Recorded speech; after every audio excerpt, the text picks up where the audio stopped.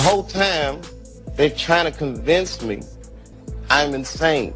The night started like any other episode people were used to. 2 microphones, a calm studio atmosphere, and a conversation that usually drifts between comedy, philosophy, and the strange edges of society. They're trying to get me to take psychotic medication. But this time, something felt different the moment Dave Chappelle leaned forward. There was a pause before he spoke. Not the kind of pause that comes from forgetting a thought. They built a wall there. Why? I didn't know why. But it came out later that they were like, well, they said you wanted it. But the kind that feels like someone is choosing their words carefully, like they're stepping around something sharp buried under the surface. And across from him, Joe Rogan noticed it immediately. Because when Dave finally started talking, it wasn't just jokes or storytelling. It was something heavier, something that sounded less like entertainment and more like a warning wrapped inside a memory. In January 1946, on his terminal leave from the Navy, now, of course, Hubbard tells us that he was crippled and blinded at the end of World War II. He also elsewhere tells us that he beat up 3 petty officers on the 25th of July 1945. So there's a little bit of a paradox there as to how he did it. A Scientologist once explained to me and said it's obvious he had 2 bodies. I was like, oh yeah, I hadn't thought about that. Well, they said that with no irony. No. One of the bodies was crippled and blinded in Oaknall Hospital, and the other was beating up petty officers. And, whatever. But the reality is that however crippled and blinded he was, when he was on his terminal leave, he went and stayed at Jack Parsons' house in Pasadena in Los Angeles. And they performed what has become a very famous ritual called the Babylon work. He talked about pressure, about invisible forces in the industry, about moments where success didn't feel like freedom, but like being quietly pulled in different directions by people he couldn't always name. They were trying to incarnate the Antichrist, fundamentally. And then he mentioned something that made the entire conversation shift. He didn't accuse anyone directly, he didn't make bold statements, but he described patterns, systems, behaviors he said he noticed around powerful networks in entertainment. Would say, we can brainwash faster than the Russians. And one name kept hovering in the background of the conversation, without ever being fully spoken as the center of it: Scientology. What made it even more intense was not what was said directly, but what was implied in the silences between sentences. They were telling me I was insane. I believe that they knew what was going on. Joe didn't interrupt. He didn't push back. He just let Dave talk. And the internet did what it always does when silence feels more powerful than explanation. It filled in the gaps. I said, I'm not taking this medicine, man, because I know these people be trying to control you. Or maybe discredit you. I was afraid, But you were stressed out. That's why. There's no question. But it's very stressful for someone to constantly walk behind you. But to understand why this conversation hit so hard for so many people, you have to go back long before that studio moment. You have to go back to when Dave Chappelle was at the height of his original fame, when Chappelle's show wasn't just popular, it was culture shifting. He wasn't just making people laugh, he was dissecting race, power, politics, and uncomfortable truths that many people in entertainment didn't want broadcast so openly. And that kind of influence always creates tension. Fair game is, like I said, it was the actual written policy of anybody who's been deemed an enemy of the Church of Scientology. You use any tactics possible to come after them. They are fair game. Because influence is power, and power always gets watched.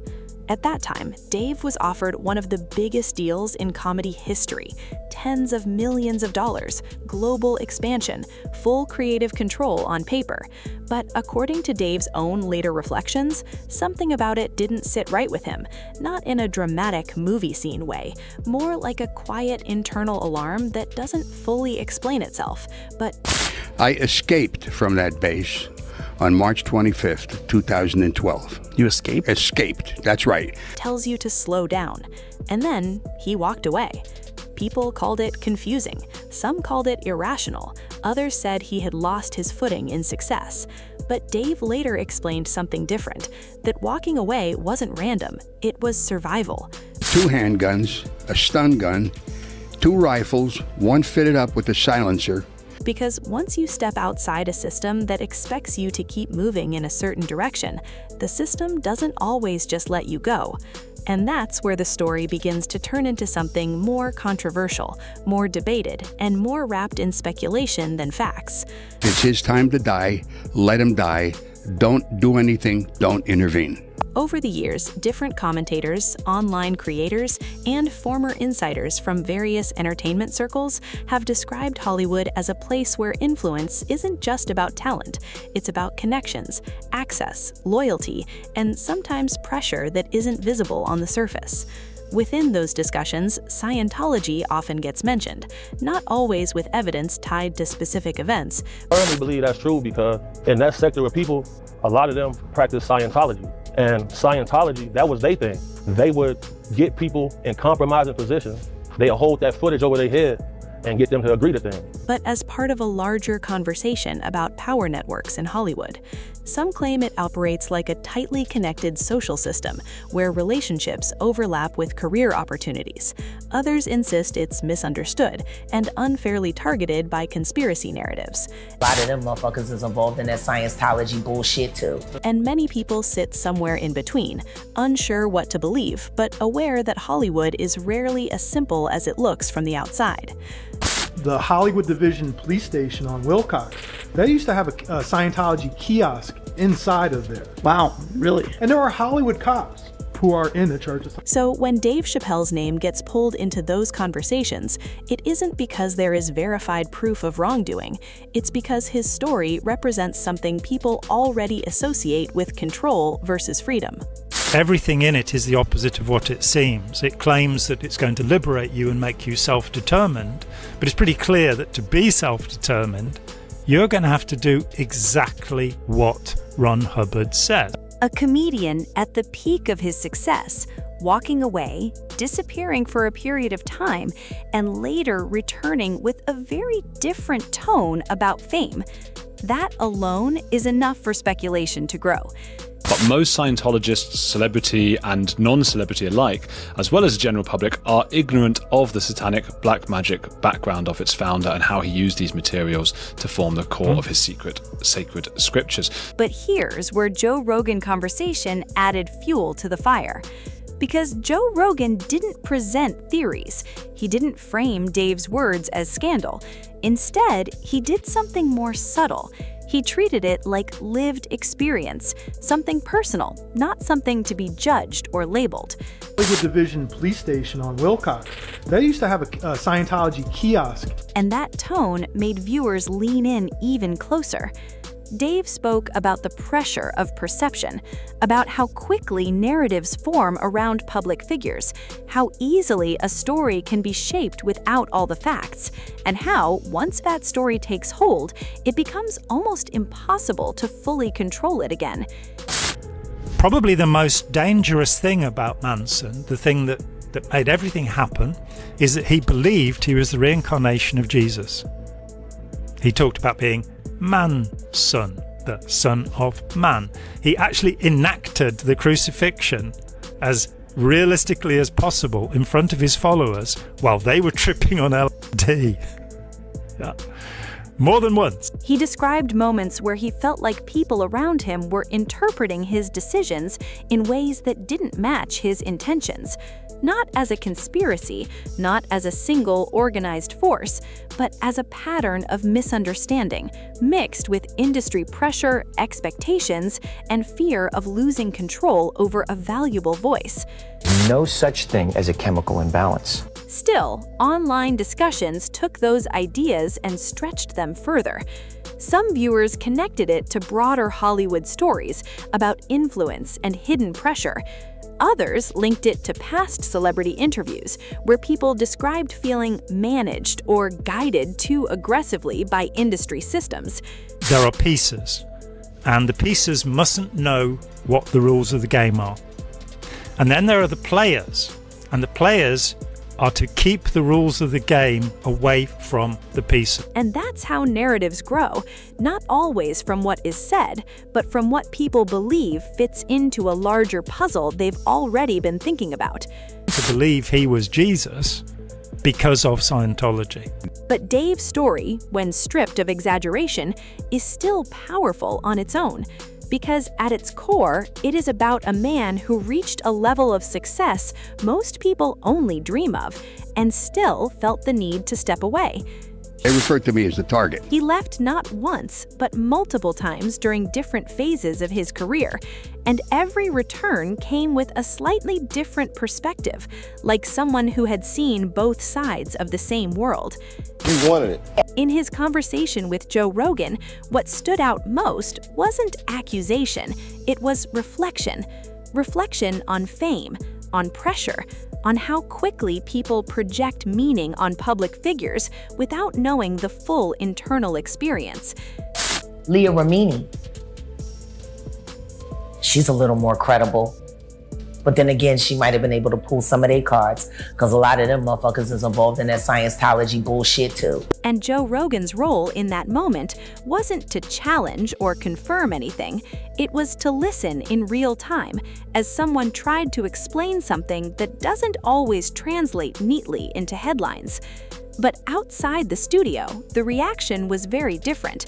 Clips spread fast, commentary channels broke down every sentence, social media turned pauses into theories and metaphors, entire narratives were built around half phrases taken out of context. Relationship with David when he was a kid was incredible. I mean, we got along great. He was a snappy little kid. He was just very bright, great sense of humor. I enjoyed his company.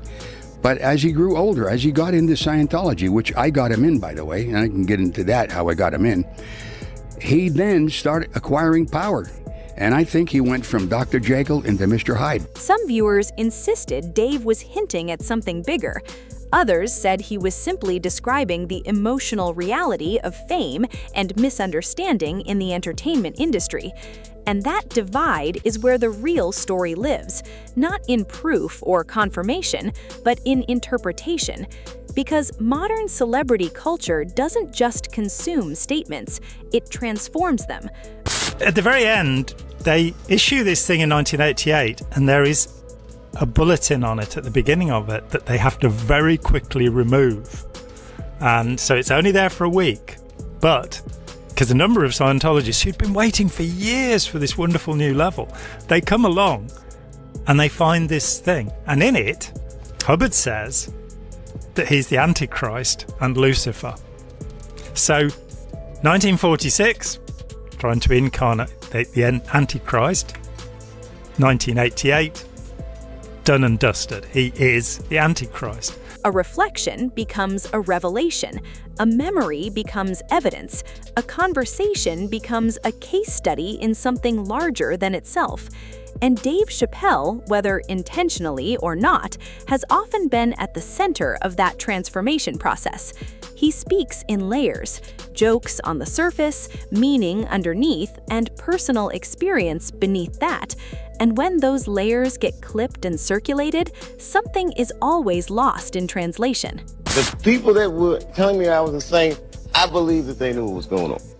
That's why his conversation with Joe Rogan felt so powerful. It wasn't structured like a press statement. It wasn't polished. It wasn't designed to control interpretation. It was just two people talking in real time about fame, pressure, perception, and the strange reality of being watched by millions while still trying to stay grounded in your own mind. As the conversation continued, Dave shifted back into humor at times. That's his instinct. Even in heavy topics, he breaks tension with laughter. But the weight underneath didn't fully disappear. It lingered. And that lingering feeling is what people remember most. Because whether you see it as industry commentary, personal reflection, or something deeper about Hollywood systems, the core idea remains the same. Success doesn't always feel like freedom. Sometimes it feels like visibility without control. And that is the part of fame most audiences never fully see. Not the awards, not the money, not the applause, but the psychological space a person has to navigate when everyone is watching, interpreting, and reshaping their story in real time. By the end of the conversation, nothing was officially concluded. No major revelations were confirmed, no direct accusations were made. But something subtle had shifted, not in facts, but in attention. People started re-watching old interviews, re-examining past moments, searching for patterns in Dave Chappelle's career that might explain the emotional undertones he sometimes carries when speaking about Hollywood. And once again, speculation filled the gaps where certainty didn't exist. That's the nature of modern media. Schedule, and I bounced. And I didn't tell anybody where I was going. The whole time, they're trying to convince me I'm insane. They were trying to get me to take psychotic medication. Yeah. Like I'm sitting around, I was stressed out, but the people that were telling me I was insane, I believe that they knew what was going on. So, this was troublesome. Yeah. I said, I'm not taking this medicine, man, because I know these people be trying to control you or maybe discredit you. I was afraid, But you were stressed out. That's why. There's no question. But it's very stressful for someone to constantly walk behind you. A single conversation can become a global debate. A pause can become a theory. A reflection can become a headline. And in the middle of it all is a comedian who, more than anything else, has always tried to tell stories about human behavior, sometimes through laughter, sometimes through discomfort, and sometimes through silence. The final question that lingers after that Joe Rogan conversation isn't about organizations or hidden systems. It's something simpler, but harder to answer. How much of what we believe about fame is based on truth, and how much is based on the stories we build around people we only see from a distance?